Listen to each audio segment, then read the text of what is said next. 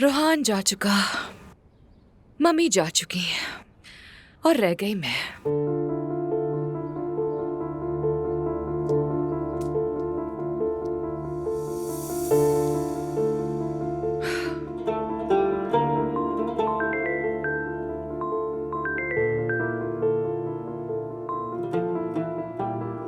Hello जान। अपू कैसे हो? क्या हम आज शाम मेरे घर पे मिल सकते हैं? मैं जरूर आता, मगर आज रात उमर और जैनब साहिबा डिनर पर आ रहे हैं, आना मुश्किल होगा। आज सुबह ही तो उन्हें देखा है, उन्होंने तो कुछ नहीं कहा मुझसे।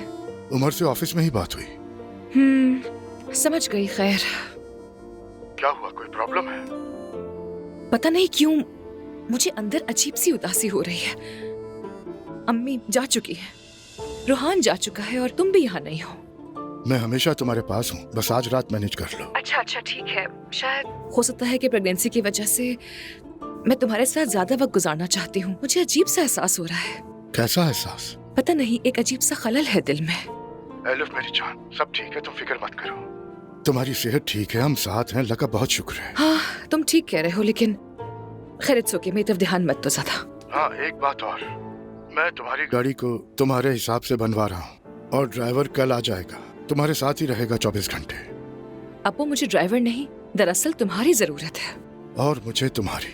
मेरी जान, मैं वाकई तंग आ चुका हूँ, अब मुझसे इंतजार नहीं होता। कहना क्या चाहते हो?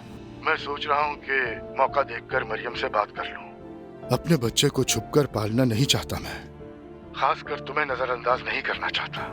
कल तुम्हारे पास आ रहा हूँ और उसके बाद वापस नहीं जाऊंगा। एलिफ, ये तुम क्या कह रहे हो अपो? अचानक से ऐसा क्या हो गया? अचानक नहीं हुआ, मैं काफी अरसे से इस बारे में सोच रहा हूँ। अब मुझसे मजीद कुर्बानी नहीं दी जाती। आइंदा से मैं खुद को नजरअंदाज नहीं करूंगा, खास तौर पर तुम्हें। बहुत मोहब्बत करती हूँ तुमसे। और मैं भी।